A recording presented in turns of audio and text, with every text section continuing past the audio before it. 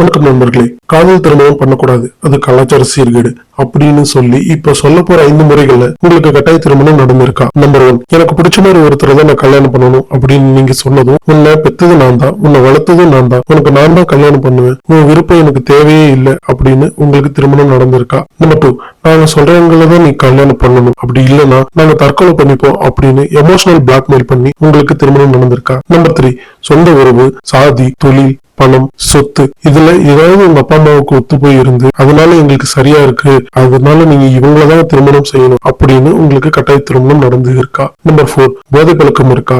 நல்ல மனநிலை இருக்கா? நல்லவரா இல்ல கெட்டவரா அப்படின்னு எதையுமே சரியா விசாரிக்காம கல்யாணம் பண்ணி கொடுத்திருப்பாங்க. அதுக்கப்புறம் சண்டை, ஒரு குழப்பம் அப்படின்னு உங்க அப்பா அம்மா கிட்ட போய் நின்னப்போ அதெல்லாம் நீதான் அட்ஜஸ்ட் பண்ணி போகணும், நீதான் அட்ஜஸ்ட் பண்ணி போகணும் அப்படின்னு உங்ககிட்ட சொல்லி இருக்காங்களா? நம்பர் 5, எல்லா பொருத்தமும் சரியா இருக்கு, எல்லாம் சரியா வரும், நாங்க பார்த்து பண்ணது சரியா இருக்கும், தவறா போக வாய்ப்பே இல்லை அப்படின்னு உங்களுக்கு திருமணம் பண்ணி வச்சிருப்பாங்க. அதுக்கப்புறம் பஞ்சாயத்து, புகார், போலீஸ் ஸ்டேஷன், வழக்கு, விவாகரத்து அப்படின்னு அப்பா அம்மாவே உங்களுக்கு விவாகரத்து எல்லாம் வாங்கி கொடுத்திருக்காங்களா? இது போல போக போக சரியாகணும், குழந்தைங்க பிறந்தா சரியாகணும் அப்படின்னு இன்னும் சரியாகாம கடினமான வாழ்க்கை வாழ்ந்துட்டு எத்தனை பேர் இருக்கீங்க? இந்த மாதிரி ஏதோ கட்டாய திருமணம் நடந்ததுதான் தவறாம சொல்லுங்க. நன்றி, வணக்கம்.